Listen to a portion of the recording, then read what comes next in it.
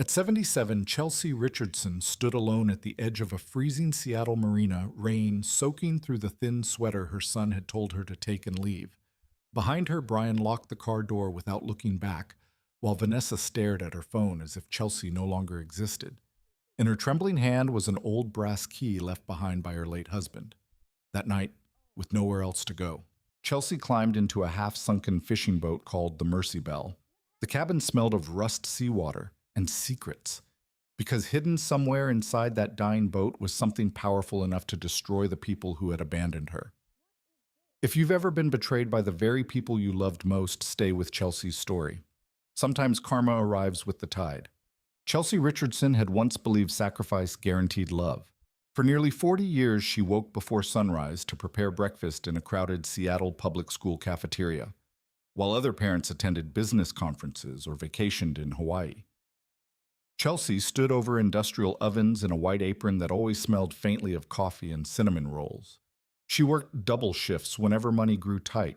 She skipped doctor appointments when Brian needed new school clothes. She quietly sold her wedding jewelry to help pay for his college tuition after Edward's fishing business nearly collapsed during a brutal recession. And through every hardship, Chelsea never complained. Not once. To her, motherhood had never been about fairness. It had been about survival, about building a future sturdy enough that her son would never experience the hunger and uncertainty she had known growing up in rural Oregon. Brian Richardson had once adored his mother. At 7 years old, he used to wait for her after work beside the cafeteria doors with messy hair and untied sneakers. He would wrap his tiny arms around her waist and proudly tell everyone, "My mom makes the best food in the whole school." Chelsea remembered those moments with painful clarity now, because somewhere between ambition and adulthood, Brian had changed. The transformation began slowly after he met Vanessa. Vanessa Richardson carried herself with polished elegance that made other people feel cheap without her ever saying a cruel word aloud. Her clothes were always designer. Her smile always looked rehearsed. She spoke constantly about appearances, status, and networking opportunities. At first, Chelsea tried desperately to win her approval. She invited Vanessa to family dinners, complimented her outfits, offered to babysit whenever Brian and Vanessa wanted weekends away. But Vanessa never truly looked at Chelsea. Not really. To Vanessa, Chelsea represented something embarrassing, an aging widow with simple clothes, tired hands, and old-fashioned values that didn't fit the image Brian was trying to build in Seattle's growing business world. Over time, Brian began seeing his mother through Vanessa's eyes. The changes were subtle at first. He stopped inviting Chelsea to company parties. Then came excuses during holidays. Then shorter phone calls. Then silence. Eventually, Brian convinced Chelsea to let him help manage her finances after Edward died from a heart attack 3 years earlier. "You shouldn't stress over bills at your age," Brian had told her gently. Chelsea believed him because mothers often confuse trust with love. At first, nothing seemed wrong, until the notices started arriving, late payment warnings, insurance cancellations, overdue taxes. Chelsea sat alone at her kitchen table one afternoon, staring at red letters she didn't understand.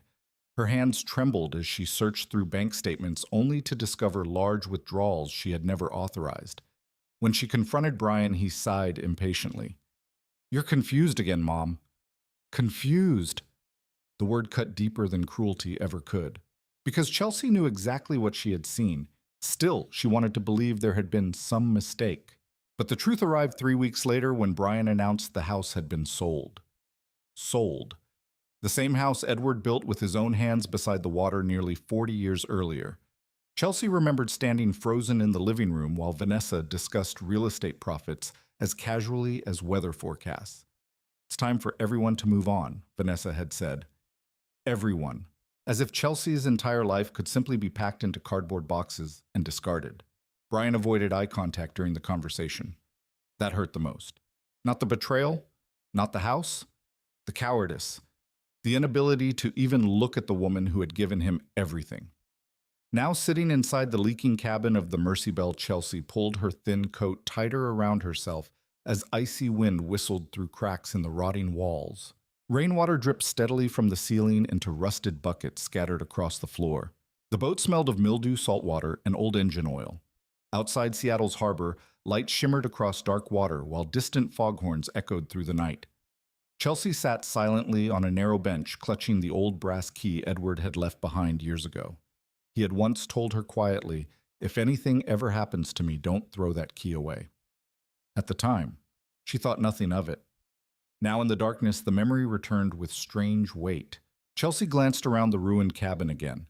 Despite the decay, she noticed something unusual. Someone had cared for this boat once, carefully, lovingly. Old blankets remained folded neatly inside a cabinet. Fishing tools hung organized along one wall despite layers of dust. A cracked photograph near the steering wheel showed a younger man proudly holding a salmon beside the boat decades earlier. Even abandoned things carried traces of love. That realization nearly broke her. Chelsea pressed trembling fingers against her mouth as tears finally escaped. Not loud sobbing, just silent grief, the kind that comes when a person realizes they no longer belong anywhere. For the first time in 77 years, Chelsea Richardson was homeless. Outside rain battered the harbor harder. The boat groaned beneath powerful waves, causing Chelsea's heartbeat to quicken with fear. Water seeped slowly across part of the floor near the rear cabin wall. The boat was sinking. Not quickly, but steadily. Chelsea stared at the rising water for several seconds before letting out a weak laugh through tears. "Looks like it's you and me against the world," she whispered softly to the dying boat. The absurdity of the moment almost felt poetic. Two forgotten things drifting toward ruin together. She stood carefully and searched through nearby cabinets until she found an old bucket. Slowly, painfully, Chelsea began scooping water from the floor and dumping it back outside into the freezing rain. Again, and again, and again. Her back ached terribly. Her knees trembled from exhaustion. But she kept going, because somewhere deep inside Chelsea Richardson, beneath the heartbreak and humiliation and betrayal, a stubborn spark still refused to die. Hours later, exhausted beyond words, Chelsea finally collapsed onto the narrow bench wrapped in damp blankets. The storm outside softened slightly. For a moment, silence filled the cabin. Then Chelsea heard something unexpected. A hollow metallic sound beneath the floorboards. Her eyes opened slowly. Another sound followed. Clunk. Chelsea frowned, carefully. She leaned forward and pressed her hand against the warped wooden floor. Something was hidden underneath. And for the first time since Brian abandoned her at the marina, Chelsea felt something other than grief. Curiosity. Hope. Morning arrived gray and bitterly cold across Seattle Harbor. Chelsea Richardson woke with a sharp pain in her neck and the sound of gulls screaming overhead. For several seconds, she forgot where she was. Then the smell of seawater and rust returned all at once. The boat. The marina. Brian. Reality settled heavily onto her chest. Condensation covered the cabin windows. Her sweater was still damp from the storm, and every joint in her body ached from sleeping on the narrow wooden bench. Outside, fishermen were already preparing their boats while engines rumbled through the foggy harbor. Chelsea slowly stood and looked around the Mercy Belle again in daylight. The boat appeared even worse than she remembered. The paint had almost entirely peeled away. Rust consumed the railings. Sections of the deck sagged dangerously beneath years of neglect. One side leaned lower into the water where damage near the hull allowed seawater to seep inside. Most people would have walked away immediately. Chelsea should have walked away too, but she had nowhere left to go. She bent carefully and touched the warped floorboard where she had heard the strange metallic sound during the night. The wood shifted slightly beneath her fingers. Something really was hidden underneath. Before she could investigate further, loud laughter echoed from the dock outside. Chelsea looked up through the cabin window. Two younger fishermen stood nearby unloading supplies from a truck. One glanced toward the Mercy Belle and smirked. "You see that?" he said loudly. "Someone actually slept in that floating coffin." The other man laughed. "She'll sink before the weekend." Chelsea lowered her eyes quietly. Humiliation burned her cheeks, but she said nothing. At her age, people often stopped seeing pain in elderly faces. Society treated loneliness and old age like something natural, acceptable, invisible. Chelsea stepped outside carefully onto the unstable deck. Freezing wind whipped strands of silver hair across her face as she stared out over the marina. The water was beautiful despite everything. For a brief moment, she remembered Edward standing beside her years ago on another fishing boat, his rough hands wrapped around a mug of coffee while sunrise spread across the harbor. "You know why I love boats?" he once asked her. Chelsea had smiled. "Because you're stubborn." Edward laughed deeply. No, he said softly, because boats keep floating even after storms try to destroy them. At the time, she thought he was talking about fishing. Now she wondered if he had been talking about life. Chelsea took a slow breath and made a decision. She would not die abandoned in a parking lot. She would not beg Brian for mercy. And she would not let this boat sink. Not yet. The thought sounded ridiculous even inside her own mind. A 77-year-old woman repairing a dying fishing boat alone. Still, the tiny spark inside her chest grew stronger. Chelsea found an old mop, several cracked buckets, and a rusted toolbox inside one of the storage compartments. Most tools were barely usable, but she spent hours scooping water from the hull and patching visible leaks with old marine tape she discovered beneath a cabinet. By noon, her hands were raw and trembling. A few dock workers watched her with open amusement. "She's going to kill herself on that thing," someone muttered. Chelsea ignored them. Every repaired crack felt strangely personal, as though she were stitching together pieces of herself. Late in the afternoon, while struggling to drag a heavy tarp across the deck, Chelsea suddenly lost her footing. The wood shifted beneath her and she nearly fell into the freezing harbor water. A strong hand grabbed her arm just in time. "Easy now." Chelsea turned sharply. The man standing beside her was tall, broad-shouldered, and somewhere in his late 60s. His dark skin looked weathered by decades under harsh coastal sun. Gray threaded through his beard beneath a faded wool cap, and deep lines surrounded thoughtful brown eyes. He steadied her carefully before stepping back. "You trying to get yourself killed?" he asked calmly. Chelsea caught her breath. "I'm managing so far." The corner of the man's mouth twitched slightly, almost amused. "Barely." He glanced around the ruined boat. "Name's Marcus Bennett." Chelsea nodded politely. "Chelsea Richardson." Marcus studied her silently for a moment. Unlike the others at the marina, there was no mockery in his expression, only curiosity. "You planning to stay on this thing?" he asked. "I don't have another plan." Marcus looked toward the damaged hull. "She's been abandoned almost 15 years. Chelsea gently touched the boat railing. Still floating. That answer seemed to surprise him. For several seconds, Marcus said nothing. Then, without another word, he walked back toward his own fishing boat docked nearby. Chelsea assumed the conversation was over. But 20 minutes later, Marcus returned carrying a heavy metal toolbox and a coil of thick rope. Chelsea blinked in confusion. "You can't patch marine leaks with household tape," Marcus muttered gruffly. "You'll sink before high tide." Before Chelsea could respond, Marcus knelt beside the damaged section of deck and began inspecting the wood professionally. "You were a fisherman?" Chelsea asked quietly. 42 years. And now Marcus shrugged once. "Now I mind my business." Chelsea noticed something wounded behind the answer, something lonely. For the next several hours, Marcus worked mostly in silence while showing Chelsea how to reinforce weak boards and seal cracks properly. His movements were efficient and patient, though he rarely explained things twice. Chelsea listened carefully. At sunset, Marcus climbed from the hull and wiped grease from his hands. "She needs more work than I thought," he admitted. Chelsea looked embarrassed. "I can pay you eventually." Marcus snorted softly. "If I wanted money, I'd be smarter with my time." For the first time in days, Chelsea almost smiled. Almost. As Marcus gathered his tools, Chelsea noticed an old carved symbol near the rear storage hatch. It looked familiar somehow. "Wait," she said suddenly. Marcus turned. Chelsea pointed toward the marking. "What does that symbol mean?" Marcus frowned slightly. "That..." He stepped closer, brushing dirt away with his hand. "Haven't seen one of those in years." "What is it?" Marcus hesitated. "Old fisherman's marker," he said quietly. "Usually means there's hidden storage built somewhere into the boat." Chelsea's heartbeat quickened instantly. The sound beneath the floorboards. Marcus noticed the expression on her face. What slowly Chelsea explained what she had heard during the storm. Marcus crouched carefully beside the warped floorboard and knocked twice against the wood. Clunk. Both of them froze. That hollow metallic echo sounded unmistakable now. Marcus exchanged a long look with Chelsea.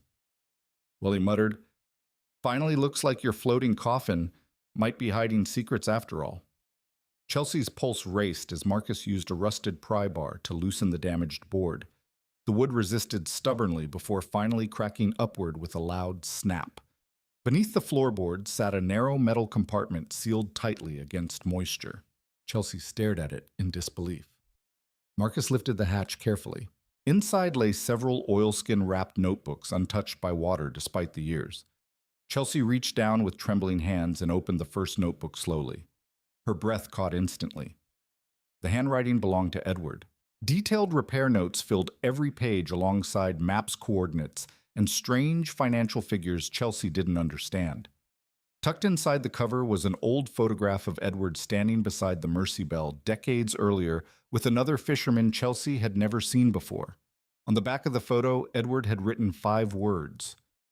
"For the day truth surfaces." Chelsea stared at the sentence as cold winds swept across the harbor around them. And suddenly, for the first time since Edward's death, she realized her husband had been hiding something enormous. Something Brian had never known existed. Chelsea Richardson barely slept that night. The notebook sat beside her on the narrow cabin bench while rain tapped softly against the windows of the Mercy Belle. Every few minutes she reached over just to touch them again, as if afraid they might disappear by morning. Edward's handwriting covered hundreds of pages. Repair diagrams, fishing routes, tide charts. But hidden between those ordinary notes were things Chelsea had never seen before. Property maps, legal codes, bank references, and repeated mentions of something called Harbor Point Holdings. The deeper she read, the more unsettled she became, because her husband had clearly lived a second life she knew nothing about. Outside dawn slowly spread pale light across Seattle Harbor. Chelsea rubbed her tired eyes and opened another notebook while warming canned soup over a tiny portable burner Marcus had brought her the evening before. Inside the notebook was an old folded document. Carefully, she unfolded it. Her breath caught instantly. It was a property agreement dated 31 years earlier between Edward Richardson and another fisherman named Walter Grayson. The document described partial ownership rights to several acres of waterfront land near the marina land that was now worth millions. Chelsea stared at the page in disbelief. Edward had never mentioned any of this, not once. Her mind raced back through decades of marriage, searching for clues she might have missed. Late-night meetings, long fishing trips.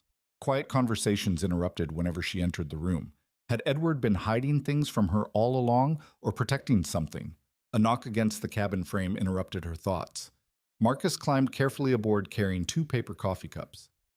"You look like you saw a ghost," he muttered. Chelsea handed him the property document silently. Marcus read the first few lines and immediately stiffened. "Where did you find this in the compartment?" Marcus lowered the paper slowly. "You have any idea what this land's worth now?"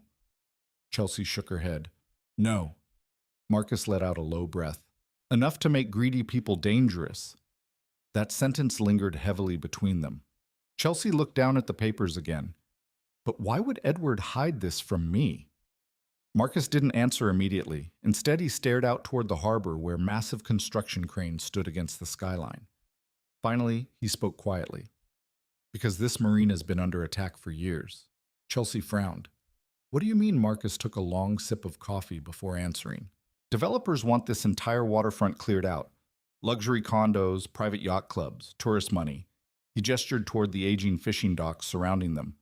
"Folks like us don't fit the future they're selling." Chelsea listened carefully. Edward knew these waters better than anyone, Marcus continued. A lot of old fishermen owned pieces of this harbor through private agreements nobody paid attention to back then. And now that land's worth fortunes. Chelsea's stomach tightened. Suddenly, the notebooks felt heavier, more dangerous. Marcus pointed toward the documents. "If those ownership rights are legitimate, somebody's going to care a whole lot that you found them." At that exact moment, several expensive black SUVs rolled slowly into the marina parking lot nearby. Marcus's expression darkened immediately. Speak of the devil. 3 sharply dressed men stepped from the vehicles wearing long coats despite the mild weather. One of them, a tall, silver-haired man with polished shoes and cold eyes, surveyed the marina like he already owned it. "Who are they?" Chelsea whispered. Marcus's jaw tightened. "Pierce Development Group." The silver-haired man began speaking with harbor officials near the docks while pointing occasionally toward older fishing boats. Chelsea noticed nervous tension in the workers around them. "Fear. Real fear." "They've been buying people out for years," Marcus said quietly. Anyone who refuses suddenly gets inspections, fines, lawsuits. Some lose their permits completely. Chelsea looked at the Mercy Belle instinctively. You think they know about this boat? Marcus's silence answered her question. A cold feeling spread through Chelsea's chest. Back across the city, Brian Richardson stood inside his luxury downtown office, staring impatiently at his phone. Vanessa sat across from him, scrolling through real estate listings. No answer again, she asked, without looking up. Brian tossed the phone onto his desk, irritably. She's probably sitting in some shelter blaming us for her life. Vanessa sighed dramatically. You should have handled this weeks ago. Brian rubbed his temples. I did handle it. No, Vanessa replied coldly. You delayed it because you felt guilty. The word irritated him instantly. Brian didn't want guilt. He wanted relief. For years, Chelsea's existence had become a complication in the life he worked so hard to build. Investors noticed appearances. Clients noticed neighborhoods.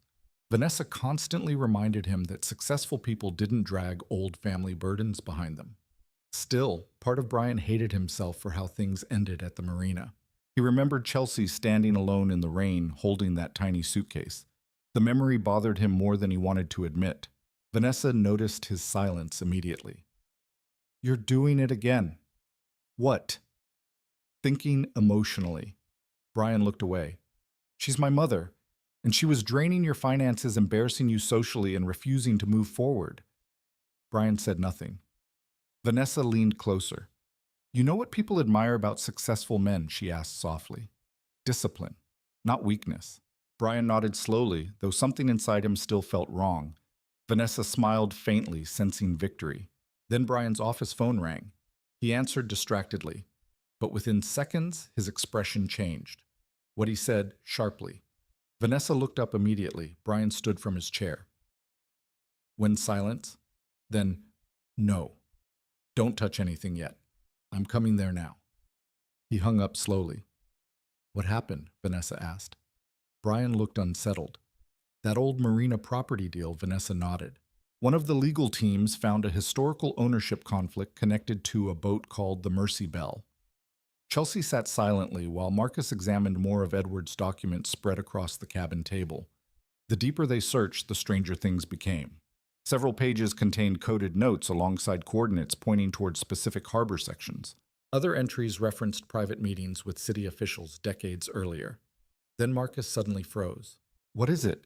Chelsea asked. Marcus turned one page toward her slowly. There, clipped carefully inside the notebook, was a faded newspaper article from 27 years earlier. Local fisherman dies in harbor accident. The article described the death of Walter Grayson, the same man from the property agreement. Chelsea's eyes widened. That's Edward's business partner. Marcus nodded grimly. Yeah. Chelsea kept reading. According to the article, Walter's boat sank during a severe storm near Harbor Point late at night. His body was never recovered. A handwritten note beside the article made Chelsea's blood run cold. It wasn't an accident. Chelsea stared at the words in horror. Marcus looked deeply disturbed now. Chelsea, your husband was hiding more than property. Before she could respond, footsteps approached rapidly along the dock outside. Marcus immediately gathered several documents. Someone's coming. A loud knock struck the boat. Chelsea's heart jumped. Then a sharp voice called from outside. Seattle Harbor Authority, we need to inspect this vessel immediately. Marcus exchanged a tense look with Chelsea, because both of them suddenly understood the same terrifying thing. Someone already knew about the documents, and they had come for the boat. The man from the Harbor Authority stood on the dock with a clipboard in one hand and a flashlight in the other, but nothing about him felt like a routine inspector. Chelsea Richardson noticed it immediately. His jacket was too new. His shoes were too polished for a man who inspected old boats in the rain, and behind him, parked near the marina entrance, one of the black SUVs from Pierce Development Group waited with its engine running. Marcus Bennett stepped between Chelsea and the cabin door. Inspection notice, he asked calmly. The inspector's eyes narrowed. This vessel has been reported as unsafe and illegally occupied. Chelsea felt the word strike her chest. Illegally occupied. As if survival itself had become a crime. I'm not hurting anyone, she said quietly. The inspector barely looked at her. This boat is scheduled for removal if it fails safety inspection.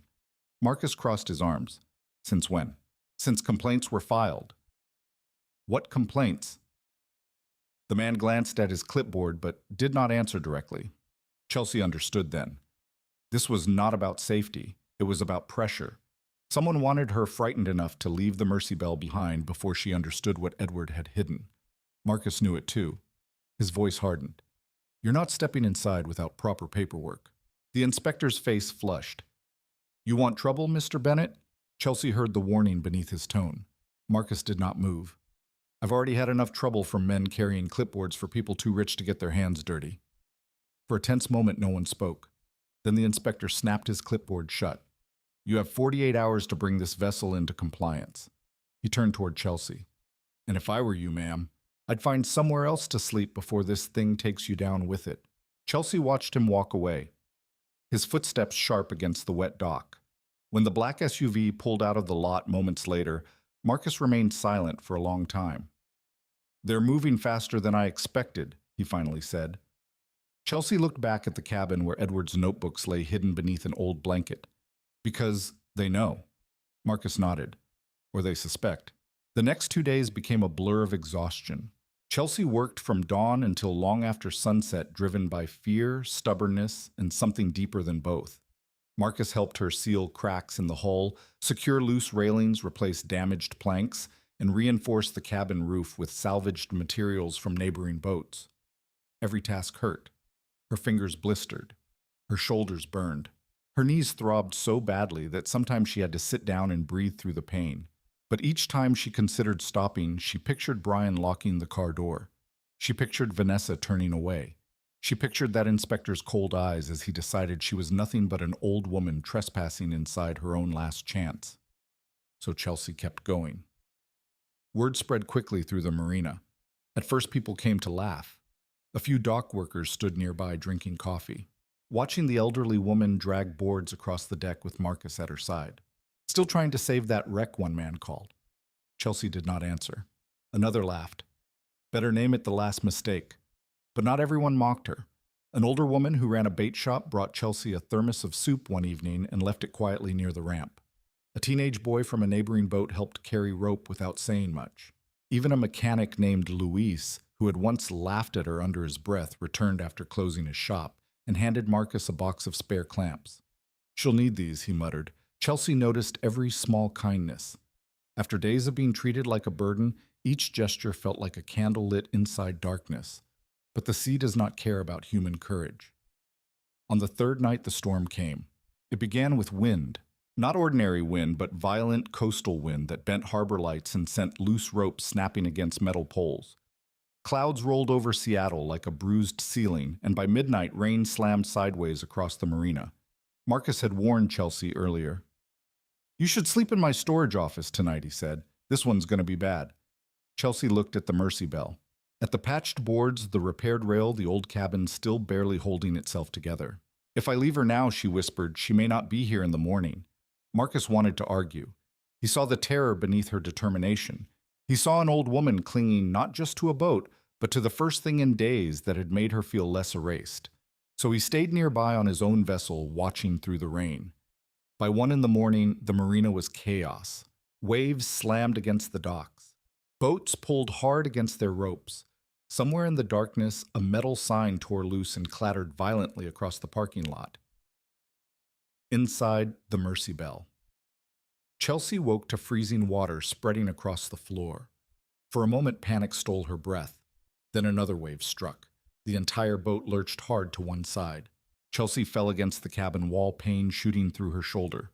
The lantern beside her crashed to the floor and flickered out, leaving the cabin in near darkness. Water was pouring in near the rear compartment. Not dripping, pouring. Chelsea grabbed a bucket with shaking hands and began bailing water as fast as she could. Outside, thunder split the sky. Not tonight, she gasped. Please, not tonight. But the storm showed no mercy. Another wave hit harder than before, and the repaired patch near the hull groaned under pressure. Chelsea stumbled forward, soaked to the bone, fighting to wedge a board against the leaking section. Her hand slipped. The water rose. Her heart pounded wildly. For the first time since arriving at the marina, Chelsea truly feared she might die there. Not peacefully, not surrounded by family, but alone in a sinking boat nobody believed was worth saving. Then she heard Edward's voice in memory, gentle and steady. Boats keep floating even after storms try to destroy them. Chelsea clenched her jaw. No, she whispered. She forced herself up, dragged the emergency pump Marcus had shown her how to use, and pulled the cord again and again until the small motor sputtered to life. Water began spraying out through a hose into the storm. Chelsea nearly sobbed with relief. But seconds later, a rope snapped outside. The boat jerked violently away from the dock. Chelsea screamed as the cabin tilted. Across the marina, Marcus saw the movement from his boat, and his blood ran cold. Chelsea. He charged into the storm without thinking. Rain blinded him as he fought his way along the dock, gripping rails to keep from being thrown into the black water. His own fear surprised him. He had spent years avoiding attachment, years convincing himself that caring too much only gave the world another way to hurt him. But seeing Chelsea's boat breaking loose awakened something he thought grief had buried forever. He jumped onto the Mercy Belle just as another line tore free. Inside, he found Chelsea soaked, shaking, and still fighting the pump. "You stubborn woman!" he shouted over the storm. She looked up breathless. "She's sinking. I know." Together they battled the water for nearly an hour. Marcus secured new lines to the dock while Chelsea kept the pump running. Twice she nearly collapsed. Twice Marcus ordered her to sit down. Both times she refused. By dawn, the storm finally weakened. The marina looked battered and broken beneath a pale gray sky. Several boats were damaged. Debris floated in the water. Dockboards had split loose. But the Mercy Belle was still there, leaning, bruised, alive. Chelsea stood on the deck, wrapped in Marcus's heavy coat, trembling from cold and exhaustion. Then she noticed cameras. A local news van had arrived after reports of storm damage. A young reporter stood near the dock speaking into a microphone while a cameraman filmed the battered marina. But when the camera turned toward Chelsea, everything changed. The reporter saw a 77-year-old woman standing on a damaged boat, soaked and pale, refusing to leave even after a storm nearly swallowed her. Within hours, the image spread online. Elderly woman saves sinking boat. After being left homeless at Seattle Marina. By lunchtime, thousands had shared it. By evening, Chelsea Richardson's face was everywhere. And across the city, Brian saw the video on his office screen. His stomach dropped. Vanessa stood behind him, her face slowly tightening with fear. Because the world was no longer seeing Chelsea as a burden. They were seeing her as a survivor. And buried inside that viral sympathy was the one thing Brian and Vanessa feared most. Attention. Chelsea Richardson never imagined strangers would care about her story. Yet by the following morning, people across the country were sharing the image of her standing on the battered deck of the Mercy Belle beneath storm clouds and freezing rain. News stations replayed the footage repeatedly. Online comments poured in from elderly widows, abandoned fathers, veterans, retired teachers, and people who simply recognized heartbreak when they saw it. She reminds me of my mother. No one should grow old alone like this. That woman is stronger than anyone around her. Chelsea read only a few comments before quietly putting Marcus's old laptop aside. The attention overwhelmed her. For 77 years she had lived invisibly.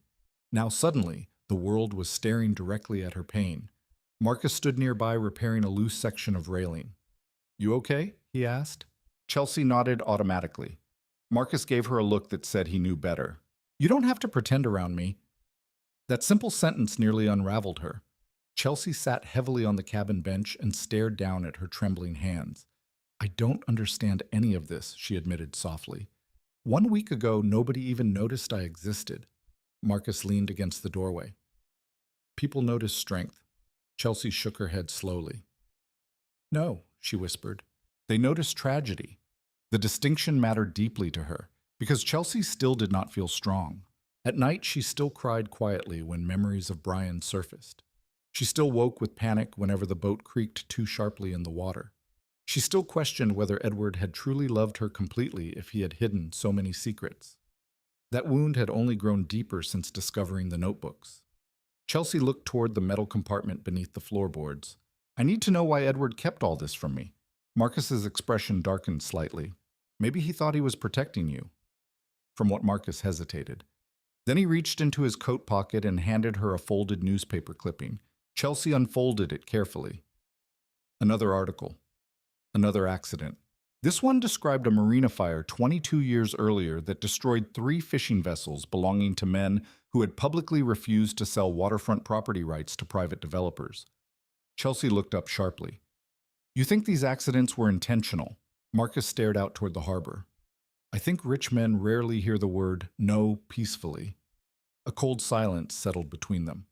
Chelsea suddenly remembered something else from Edward's notebooks. There was a letter, she said quietly. Marcus frowned. What letter? I saw it yesterday inside one of the oilskin envelopes, but I was too exhausted to read it. They searched the hidden compartment together until Chelsea finally found a sealed cream-colored envelope tucked beneath several maps. Her breath caught instantly. The handwriting on the front read, "For Chelsea only when the time is right." Her fingers trembled. Marcus stepped back respectfully. You want privacy? Chelsea looked at the envelope for a long moment. Then she shook her head. No, she whispered. I don't think I can do this alone. Carefully, she opened the letter. The paper inside had yellowed with age, but Edward's handwriting remained steady and unmistakable. Chelsea began reading aloud. My dearest Chelsea, if you are reading this, then something has gone wrong. Either I failed to protect what mattered most, or the people I feared have finally come searching for what belongs to you. Chelsea paused, her chest tightening painfully.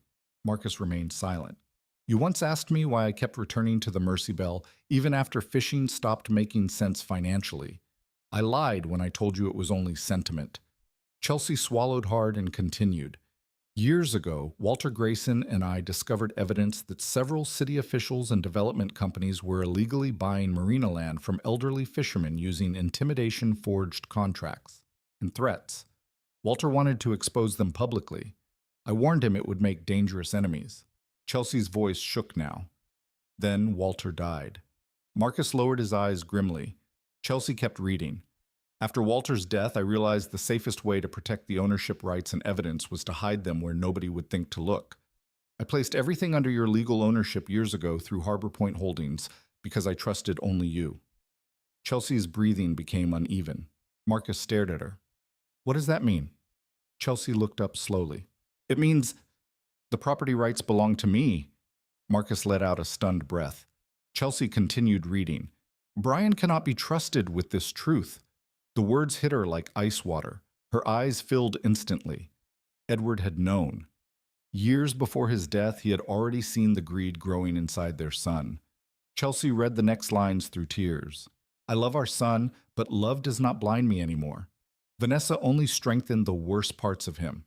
If they ever push you aside for money or status, promise me you will not surrender what belongs to you. The harbor matters. The people here matter. And most importantly, you matter. Chelsea broke completely then. She lowered the letter and covered her mouth as sobs escaped her chest. Not graceful tears, not quiet grief. This was the sound of decades collapsing. Marcus looked away respectfully while she cried. Because Chelsea finally understood something devastating. Edward had spent years preparing for a betrayal she never believed possible, and he had carried that burden alone. I should have known, she whispered brokenly. I should have seen what Brian was becoming. No, Marcus said firmly. Chelsea looked up. You loved your son, Marcus continued. That's not weakness. Chelsea stared at the floor silently. But maybe it made me blind. Marcus did not answer immediately. When he finally spoke, his voice carried old pain. Sometimes love makes people blind because they'd rather suffer than admit the people they built their lives around are capable of hurting them. Chelsea realized then that Marcus was not only speaking about her. There were scars in him too, before she could ask further. A truck pulled into the marina lot carrying several workers wearing Pierce development jackets. Marcus's expression hardened instantly. They're early. The workers began placing bright orange notices across nearby docks. One elderly fisherman argued loudly, while another simply lowered his head in defeat. Chelsea watched nervously. What's happening? Marcus looked furious. They're accelerating eviction orders for what to clear the marina faster. Chelsea's stomach dropped. One worker eventually approached the Mercy Belle carrying another notice. Marcus intercepted him halfway up the dock. She's got 48 hours already. Orders changed, the man replied stiffly. Demolition crews start next week. Chelsea stood frozen. Next week? That was impossible. The worker handed Marcus paperwork and walked away quickly. Marcus read the document with visible disgust. They're claiming emergency structural hazards. Chelsea's hands tightened around Edward's letter. This is because of the documents. Marcus nodded grimly. They know something's here now. Chelsea looked out across the marina at the aging fishermen packing equipment silently beneath gray skies. Some had worked those docks their entire lives. Men and women who survived storms, economic collapse injuries, and decades of hard labor were now being erased by signatures and money, just like she had been erased. Something shifted inside Chelsea then, not anger alone, purpose. For days, she had been surviving. Now for the first time, she wanted to fight. Marcus noticed the change in her eyes immediately. What are you thinking? Chelsea slowly folded Edward's letter. He trusted me to protect this. Marcus studied her carefully. That road gets dangerous. Chelsea looked toward the black SUVs parked again near the harbor entrance, then toward the frightened fishermen losing everything around her. Finally, she lifted her chin. So to staying silent. Marcus stared at her for several seconds. Then very slowly he smiled. Not because the situation was safe, but because the frightened abandoned widow sleeping inside a sinking boat was beginning to disappear, and in her place something far more dangerous was emerging. A woman with nothing left to lose. By the end of the week, people were arriving at Seattle Harbor just to meet Chelsea Richardson. Some brought blankets, others brought tools, groceries, marine paint, or handwritten letters folded carefully into envelopes. A retired carpenter drove 3 hours from Tacoma to help repair sections of the Mercy Belle's damaged deck. A widow from Oregon mailed Chelsea a small silver cross with a note that read, "You reminded me I still deserve to live." Chelsea struggled to understand how her pain had become something public. Everywhere she looked, cameras followed. Reporters stood near the marina entrance hoping for interviews. Social media creators filmed videos beside the harbor while discussing resilience and elder abandonment. News channels began referring to Chelsea as the woman from the sinking boat. She hated that title, not because it embarrassed her, but because she knew millions of elderly people were suffering quietly in ways the world never noticed. The only difference was that cameras had happened to catch her storm. One cold morning, Chelsea stepped carefully onto the deck and froze in disbelief. Nearly 20 volunteers stood near the dock waiting quietly with supplies. Marcus emerged from the cabin carrying coffee. "Told you," he muttered. "Told me what people notice strength." Chelsea looked overwhelmed. A young Hispanic woman stepped forward nervously. "My name's Elena," she said. "My grandfather lost his fishing permit because of Pierce development. He passed away last year." Her voice cracked slightly. "He would have loved seeing someone fight back." Chelsea's eyes softened instantly. Another volunteer raised a hand awkwardly. "I'm an electrician," he said. "Thought maybe the old girl could use proper wiring." Laughter spread gently through the group. For the first time in years, the Mercy Belle no longer looked abandoned. It looked alive. Over the following days, the marina slowly transformed into something unexpected. People repaired damaged docks for free. Local restaurants donated meals to struggling fishermen. Young college students painted weathered railings while elderly dock workers shared stories about the harbor's history. And at the center of it all stood Chelsea Richardson. The woman once treated like a burden had become a symbol. But symbols make powerful enemies nervous. Inside a luxury downtown restaurant overlooking Elliott Bay, Brian Richardson sat across from Vanessa while tension poisoned the silence between them. Vanessa pushed her untouched salad aside. "This has gone too far." Brian rubbed his forehead tiredly. "You think I don't know that? She's on national television now." Brian looked toward the restaurant windows. Everywhere he went lately, he felt watched. Employees whispered around him. Investors asked uncomfortable questions about Pierce development and marina lawsuits. Even online comments beneath news stories blamed him for abandoning his elderly mother. Some comments were vicious. Monster, coward, heartless son. Brian told himself strangers didn't understand the full situation. But deep inside, guilt had begun rotting through every defense he built. Vanessa leaned closer. "You need to fix this publicly." Brian looked at her. "What does that mean?" It means people love redemption stories, she said calmly. Go see her. Apologize. Cry if you have to. Brian stared at her in disbelief. You want me to perform forgiveness for cameras? Vanessa's expression hardened. I want you to stop our lives from collapsing. There it was.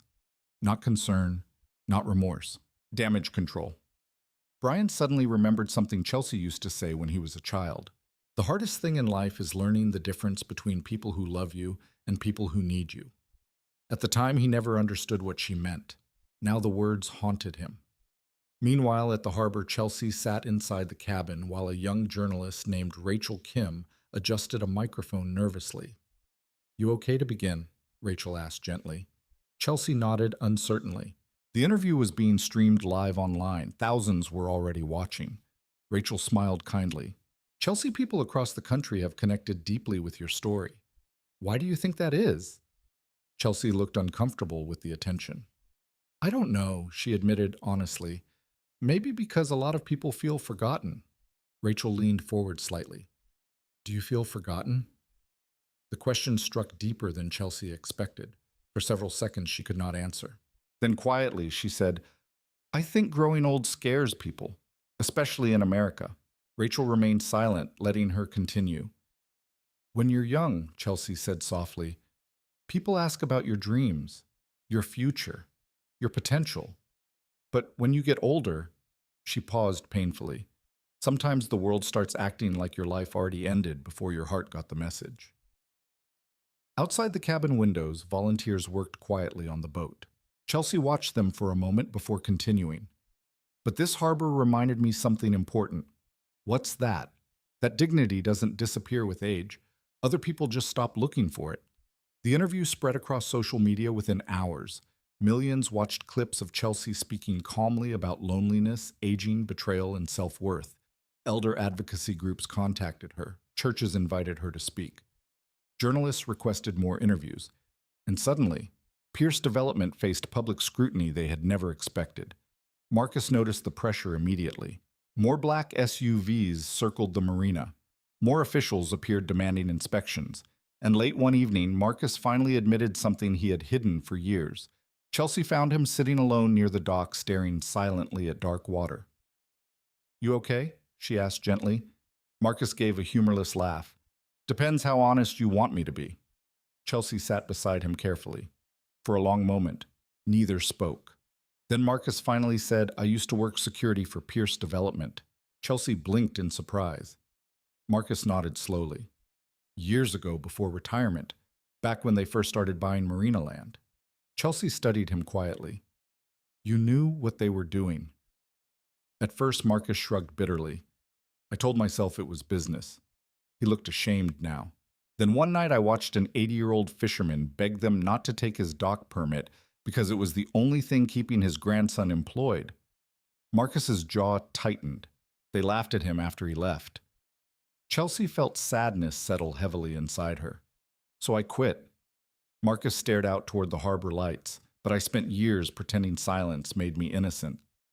Chelsea placed a gentle hand over his. No, she said quietly. You're here now.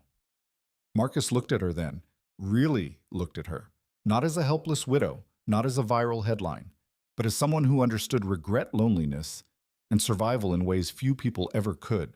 The moment lingered longer than either expected. Then headlights appeared near the marina entrance. Chelsea's stomach tightened instantly. Brian stepped from a black SUV wearing an expensive coat that suddenly looked painfully out of place beside the aging docks. Several reporters nearby immediately noticed him. Cameras turned. Whispers spread. Marcus's expression darkened. What's he doing here? Chelsea already knew. Vanessa emerged from the passenger side moments later, wearing carefully chosen sympathy on her face. Marcus muttered under his breath, Public relations. Brian approached slowly while cameras followed from a distance. Chelsea's heart pounded painfully. Part of her still saw the little boy waiting outside her cafeteria after school. But another part remembered standing abandoned in freezing rain while he drove away. Mom, Brian said softly.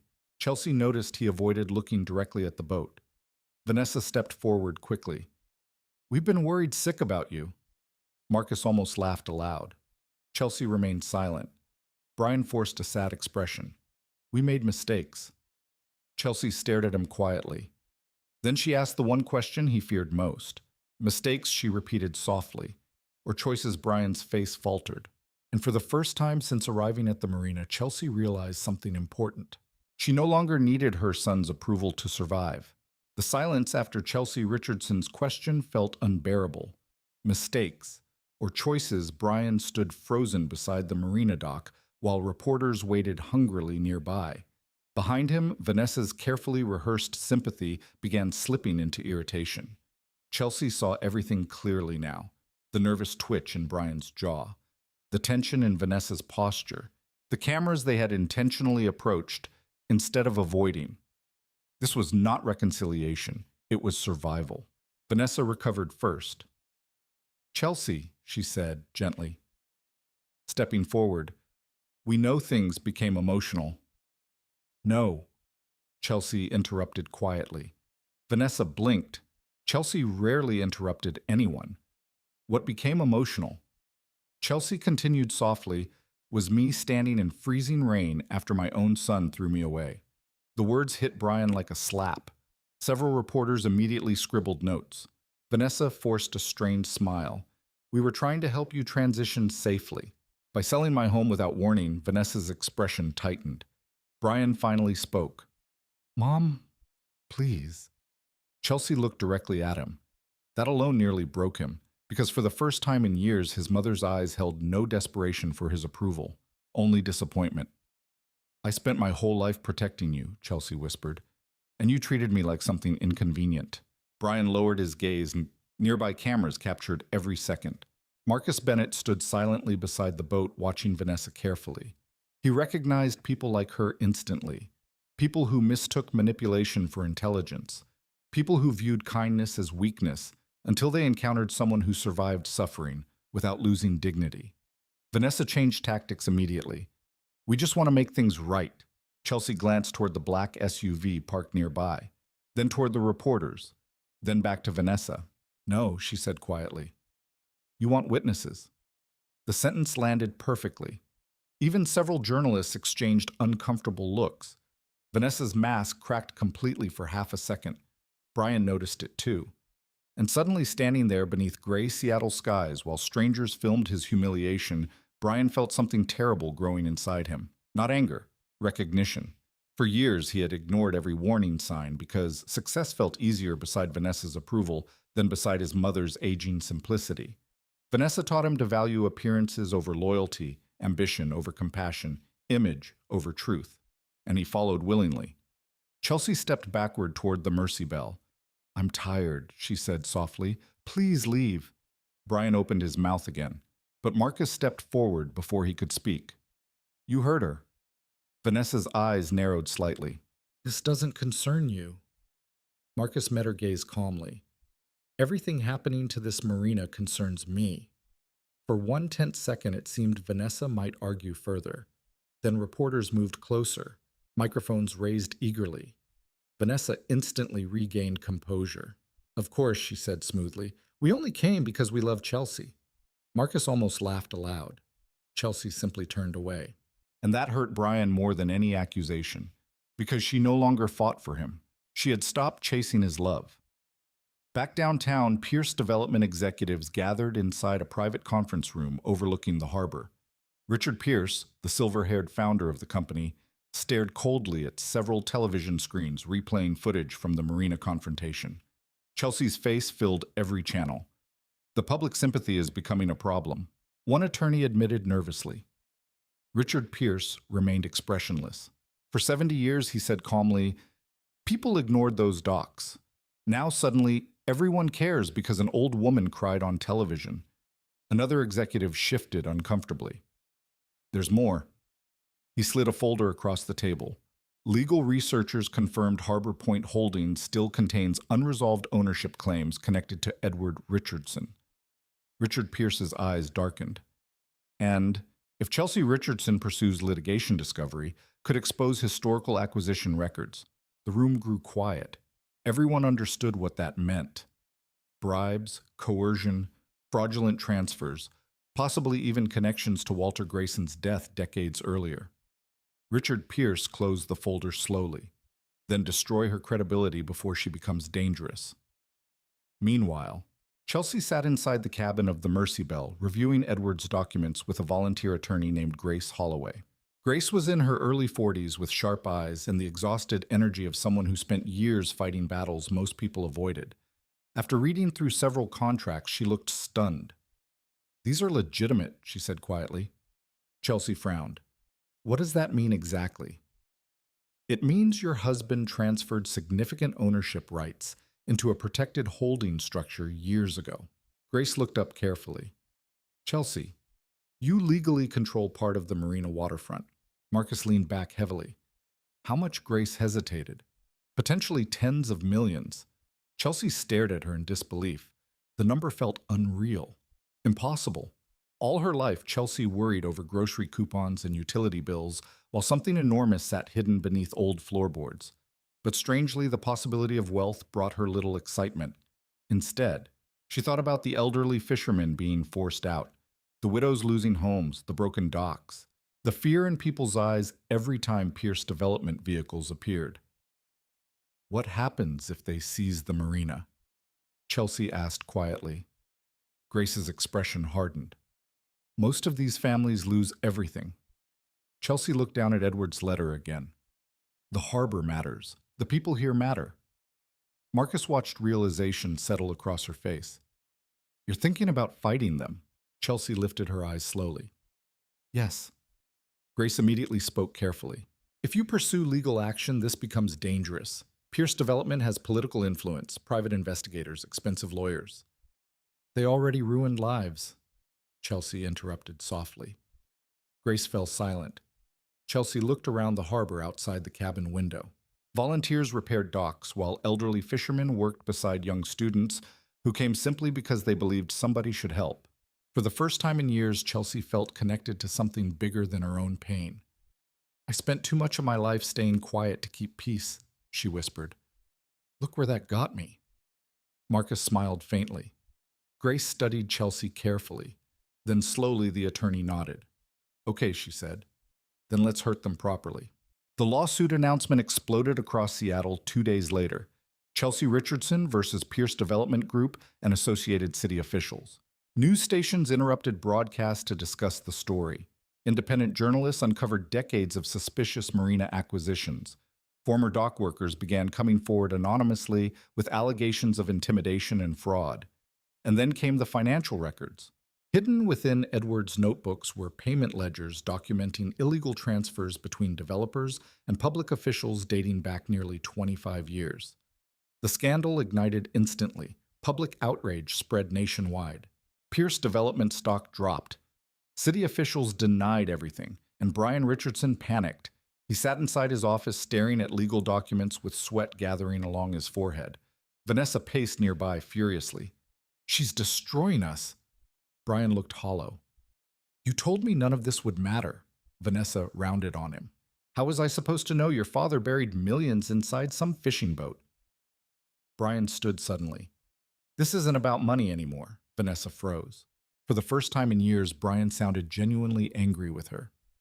"She's my mother," he said quietly. "And we abandoned her." Vanessa scoffed. "Oh, please, don't start pretending you're innocent now." The words struck brutally because they were true. Brian had chosen this. Nobody forced him. Every ignored phone call, every financial transfer, every moment he looked away while Chelsea slowly disappeared from his life. Vanessa stepped closer coldly. "You signed the marina agreements too, Brian." His stomach dropped. "You said they were routine investments. And now if Pierce goes down, guess whose name appears on supporting contracts?" Brian stared at her in horror. Vanessa's expression remained icy. "You wanted success," she whispered. "This is what success costs." Across the harbor that same evening, Marcus stood beside Chelsea watching sunset spill across calm water. The marina looked different now, stronger. Hope had returned to places fear once ruled. "You nervous?" Marcus asked quietly. Chelsea smiled faintly. "Terrified." Marcus chuckled softly. "That's usually how courage feels." Chelsea looked at him warmly. Then headlights appeared near the docks again. But this time it wasn't reporters. Several black SUVs rolled silently into the marina parking lot. Too many. Marcus's expression changed instantly. Chelsea felt cold dread spread through her chest. Because deep down, both of them understood something dangerous. People with power rarely lose quietly. The black SUVs stopped in a perfect line near the marina entrance. For a moment, nobody moved. Chelsea Richardson stood on the deck of the Mercy Belle, one hand resting against the repaired railing, her heart beating so hard she could feel it in her throat. Around her, volunteers slowly stopped working. The sound of hammers faded. Conversations died. Marcus Bennett moved closer to her without a word. He recognized this kind of silence. It was the silence before powerful men tried to remind ordinary people of their place. Richard Pierce stepped from the lead SUV wearing a dark coat and polished confidence. Two attorneys followed behind him. So did several private security guards who stood too straight and watched too carefully. Chelsea did not step back. That surprised Richard. He had expected an old, frightened woman. Instead, he found Chelsea standing on a boat that should have sunk, surrounded by people who should have stayed silent, holding documents that should have remained buried forever. "Mrs. Richardson," Richard called smoothly. "We need to talk." Marcus answered first. "She doesn't need to talk to you." Richard smiled faintly. "I believe Mrs. Richardson can speak for herself." Chelsea's fingers tightened on the railing. Every instinct in her body wanted to hide inside the cabin. She was still frightened. Courage had not erased fear. It had only taught her how to stand while trembling. "What do you want?" she asked. Richard walked closer, stopping at the edge of the dock. "I want to offer you a way out." Chelsea looked at him quietly. He continued, "You are overwhelmed, misled by people who do not understand the complexity of development law. This lawsuit will drain you emotionally and financially. Grace Holloway." Chelsea's attorney stepped onto the dock from behind a group of volunteers. "That sounds like intimidation." Richard's smile thinned. "It sounds like reality." He turned back to Chelsea. "We are prepared to offer you a generous settlement. Enough money for a comfortable private residence, medical care, and lifelong support." For one painful second, Chelsea imagined it. A warm house, a real bed, no leaking roof, no fear of storms, no cameras, no lawsuits, no danger. Then she looked past Richard toward the elderly fishermen gathered near the docks. Men with bent backs, women with tired hands, families who had already lost so much.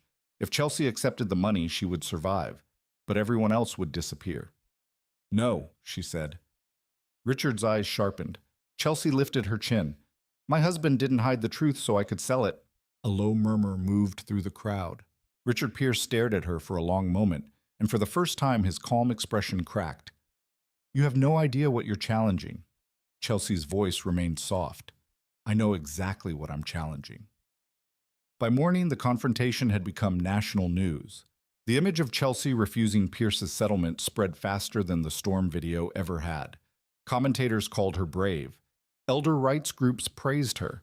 Legal experts began discussing the possibility of one of Seattle's largest waterfront corruption scandals in decades. And then the first subpoena arrived. Then the second. Then 20 more. Within days, former city employees began cooperating with investigators. Anonymous sources leaked internal Pierce development emails. Bank records confirmed suspicious payments. Old permit files revealed forged signatures from deceased fishermen. The scandal widened until it no longer belonged only to Chelsea. It belonged to the entire city. Brian Richardson watched it unfold from inside an office that no longer felt safe. Calls stopped being returned. Investors withdrew. Clients canceled meetings. His company's board requested an emergency review of his development partnerships. Reporters waited outside his building. Online people connected his name to the same contracts tied to Pierce Development. Brian tried calling Vanessa. She did not answer. He tried again. Nothing. By evening, he returned to their downtown condo and found 2 suitcases missing from the bedroom. On the kitchen island sat a single envelope. Inside was a short note from Vanessa. "Brian, I will not let your family drama destroy my life. My attorney will contact you. Do not call me. No apology, no loyalty, no hesitation." Brian stood there holding the paper while the city lights glittered beyond the windows. For years he had chased this life, the condo, the clothes, the status, the polished image of success. Yet in that moment, surrounded by expensive furniture and absolute silence, he felt poorer than he had ever felt before.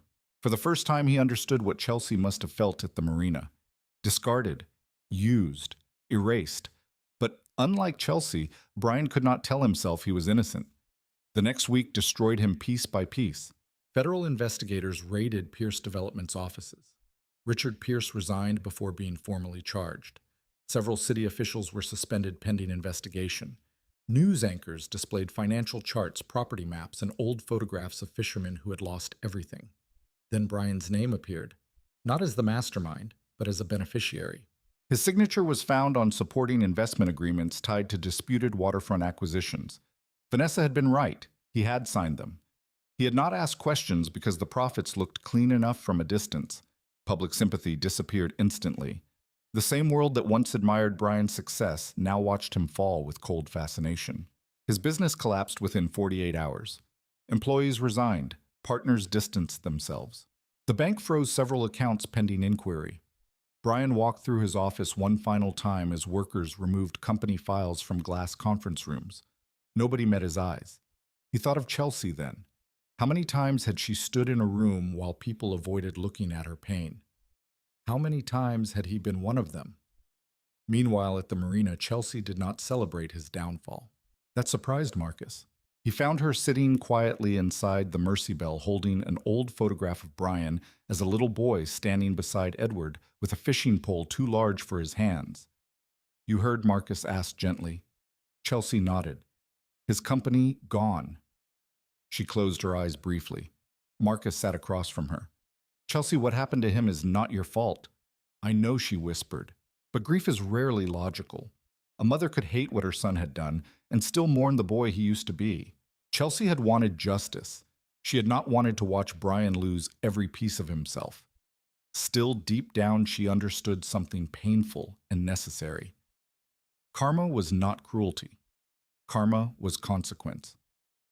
Brian was finally standing in the ruins of choices he had made while believing someone else would pay the cost. Outside, the Mercy Belle was nearly restored. Fresh white paint covered the hull. New railings gleamed under the pale sun. Volunteers had repaired the cabin roof, rewired the lights, replaced damaged flooring, and polished the brass nameplate until the words shone again. The Mercy Belle. Chelsea ran her hand over the name one afternoon and cried quietly. Not from sadness this time, from disbelief. The boat that everyone called junk now stood stronger than before, just like her. The first test of the engine came at sunset. Marcus stood beside Chelsea near the wheelhouse while volunteers gathered along the dock. Luis the mechanic leaned into the engine compartment and gave a thumbs up. "Try it."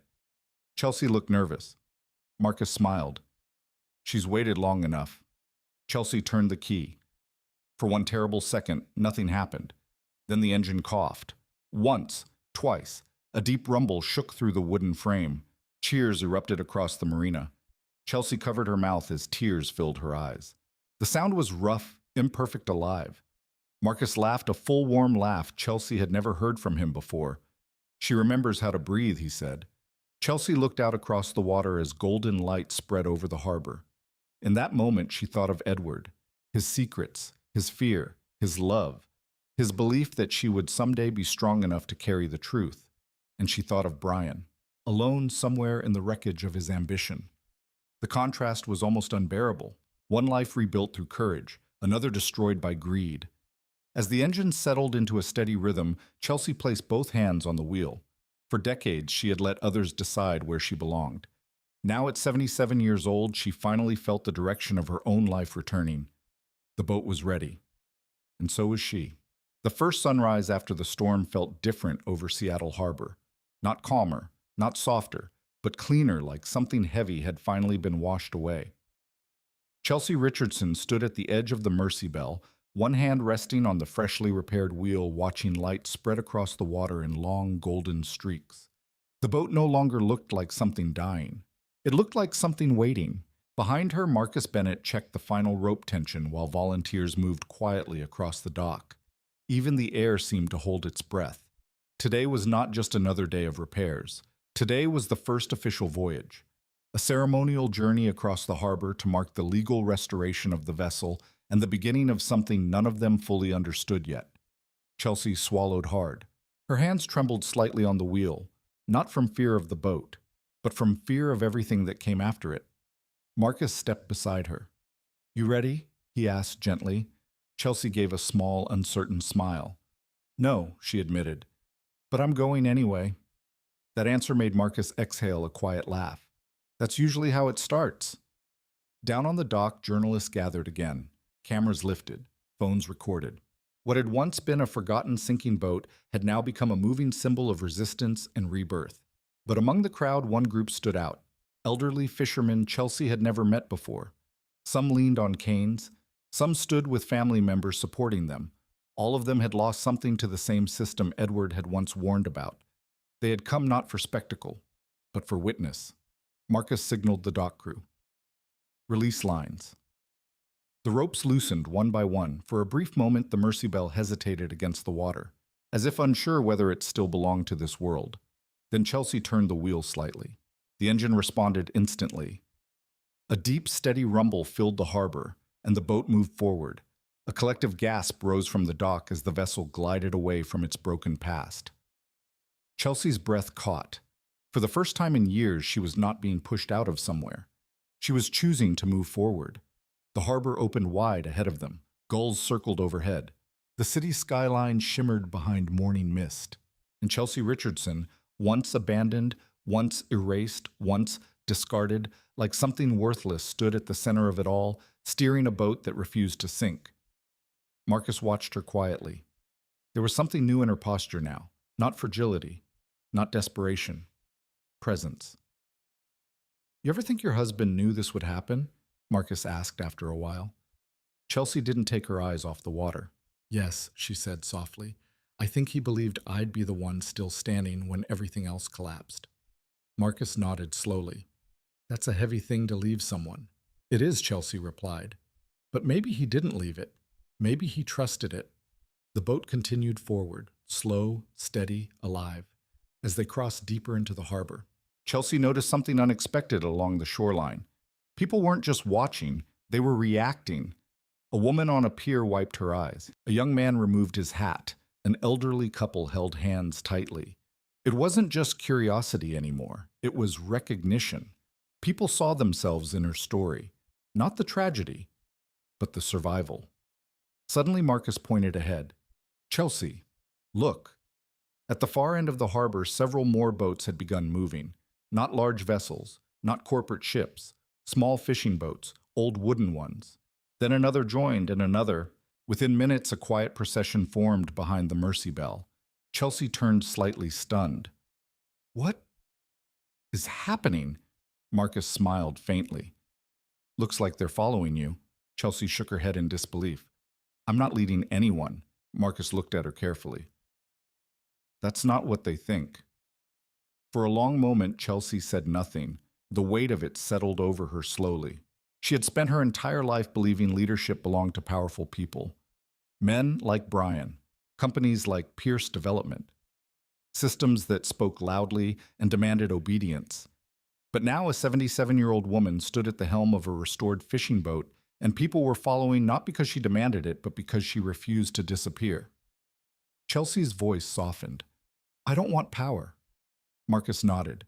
"Good," he said, "because that's not what this is."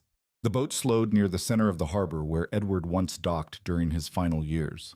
Chelsea instinctively placed her hand over the wooden railing. For a second, she could almost feel him there, not as memory, but as presence. Marcus noticed her expression. "You okay?" Chelsea nodded slowly. "I think he would have liked this."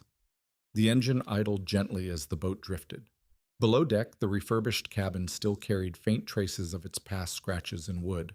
Old metal fixtures, the smell of salt and time. But now it also carried something else. Life. Chelsea turned slightly toward Marcus. "Do you ever regret staying involved in all of this?" she asked. Marcus didn't answer immediately. Then he said quietly, "I regret who I used to be, not where I ended up." Chelsea studied him. "That sounds different." "It is." A silence passed between them, comfortable, not empty. Then Marcus added, "People think survival is about strength, But most of the time, it's just about deciding not to disappear. Chelsea looked back toward the shoreline. I used to think I already had. Marcus shook his head. No, you just hadn't been seen yet. As the boat slowly turned back toward the marina, something shifted again in the distance. Not chaos this time, not conflict, but movement. A group of city officials stood together near the dock, speaking urgently among themselves. News cameras quickly adjusted focus. Chelsea noticed immediately. Marcus narrowed his eyes. That's not good. Within minutes, a new announcement echoed across the harbor speakers. All marina operations are temporarily under federal review pending legal proceedings. Chelsea felt her stomach tighten. Marcus muttered under his breath. Pierce development is collapsing faster than expected. Chelsea turned the wheel slightly. So what happens now? Marcus looked at her. Now, they try to take control back. Chelsea's grip tightened. And if they succeed, Marcus didn't hesitate. Then everything you've built gets erased again. The words landed heavily. Chelsea stared forward at the water. For a moment, doubt flickered inside her again, the fear of losing everything she had rebuilt. But then she remembered something Edward wrote in his letter, The Harbor Matters. The people here matter. Her expression changed. Steadier now, stronger. No, she said quietly. Marcus looked at her. Chelsea's voice hardened with quiet resolve. Not this time. The boat continued forward into open water, and behind them an entire harbor began to follow. The morning Chelsea Richardson arrived back at the marina, the air felt different again, but not in the way storms changed it. This time it felt like consequence settling into place. The harbor was crowded, not with chaos, but with presence. Dozens of boats had gathered in a wide semicircle behind the Mercy Belle, as if the entire waterfront had become a silent audience. Fishermen stood on decks. Families lined the docks. Journalists waited at a respectful distance without shouting. Even the wind seemed to hesitate. Chelsea stood at the wheel, Marcus beside her, both of them watching what had become of a place that once tried to erase her. Far out near the entrance, government vessels remained stationed. Legal officials had arrived earlier that morning. Notices had been posted. Orders had been argued. Lawyers had spoken in tense voices. But nothing had been decided yet, because now too many people were watching. Chelsea noticed something else too. Brian Richardson stood alone near the edge of the dock. No Vanessa, no entourage, no cameras. Just him. Smaller, somehow. Less certain. Marcus followed her gaze. You going to talk to him? He asked quietly. Chelsea didn't answer immediately. Her hands rested on the wheel, steady now, not from fear disappearing, but from fear no longer controlling her. I already did, she said softly. Marcus frowned. When Chelsea looked at the water, all my life. A long silence followed. Brian finally stepped forward, slowly, carefully, as if afraid the dock itself might reject him. He stopped a few feet from the boat. For a long moment he said nothing. Chelsea studied him. This was not the confident man who once signed papers without hesitation. Not the polished businessman who avoided responsibility behind legal language. This was something stripped down, unprotected, human. I lost everything, Brian said quietly. Chelsea didn't respond. Because she already knew. News had carried it. Documents had confirmed it. The world had watched his collapse in real time. Brian swallowed. I didn't come here to ask for forgiveness. Marcus shifted slightly, watching closely. Brian continued, voice breaking at the edges. I came because I finally understand what you meant. Chelsea's expression softened just slightly. He stepped closer. You said I was making choices, he whispered. I thought I was choosing success. I thought I was building something real. His voice cracked. But I was just taking what was easiest. Silence stretched between them. Not hostile, not warm, just honest. Brian looked down. I don't know how to fix what I did. Chelsea finally spoke. Her voice was calm. Not cold, not forgiving, just steady. You don't. Brian looked up sharply. Chelsea continued. But you can decide what you become next. The words hit him harder than anger would have, because anger would have given him something to fight against. This gave him only truth. Brian's eyes filled slightly. I don't deserve anything from you. Chelsea nodded slowly. You're right. The honesty made him flinch, but she didn't stop. "What you did to me," she said quietly. "I carried it alone for a long time." Her gaze drifted briefly toward the harbor. "I learned something out here?" Brian waited. Chelsea turned back to him. "People think forgiveness means forgetting. It doesn't." Her voice lowered slightly. "It means choosing not to let what happened decide who you become next." Brian's hands trembled. For the first time, he looked less like a son asking for mercy, and more like a man realizing consequences cannot be negotiated away. Behind him, Vanessa was nowhere to be seen. Chelsea noticed that too. Marcus stepped forward slightly. "She left him," Marcus said quietly, almost to Chelsea. Chelsea didn't react, but something in her expression changed. Not satisfaction, not revenge, understanding. Karma was never clean. It rarely punished only the guilty. It exposed everything. A loud voice echoed from the dock area. Law enforcement officials had arrived again. This time the tone was different. "We are issuing a temporary injunction," one of them announced. "Pierce development assets are frozen pending full federal review. All marina operations will remain under protected status until further notice." A collective breath moved through the crowd. Not relief exactly, but release. Chelsea closed her eyes briefly. The fight wasn't fully over, but something had shifted permanently.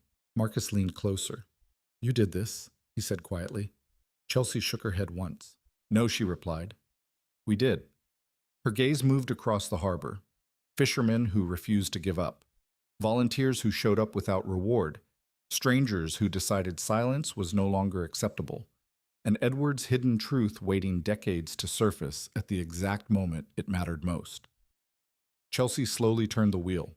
The Mercy Belle responded gently, moving forward into open water once more. Not escaping, not retreating, moving. Brian stepped back from the dock as the boat passed. He didn't wave. He didn't call out. He just watched. Because for the first time in his life, he understood that some losses are not temporary, some are necessary, and some doors once closed cannot be reopened, only respected from a distance. As the boat moved toward the center of the harbor, Chelsea felt something unexpected settle inside her. Not victory, not revenge. Peace. Not because everything had been resolved, but because she had stopped disappearing. Marcus looked at her quietly. "What now?" he asked. Chelsea watched the water stretch endlessly ahead. Then she smiled faintly. "Now we keep it alive," she said. Marcus nodded. "That's a good answer." Behind them, the marina slowly returned to motion, but not the same motion as before. It was slower now, more aware, less careless. People spoke differently, moved differently, looked at each other differently. Because something had changed in the harbor that could not be undone. A woman had been thrown away. A boat had nearly sunk, and both had come back stronger than expected. As the Mercy Belle turned gently toward open water, Chelsea placed one hand on the wheel and the other on the worn wood beside her. Edward's voice lingered in memory one last time. "Boats keep floating even after storms try to destroy them." Chelsea exhaled softly. "Not just boats," she whispered. Marcus glanced at her. What was that Chelsea looked forward? People, too. The engine carried them onward. Slow, steady, unbroken. And behind them, the harbor remained no longer the place that erased her, but the place that learned what she was made of.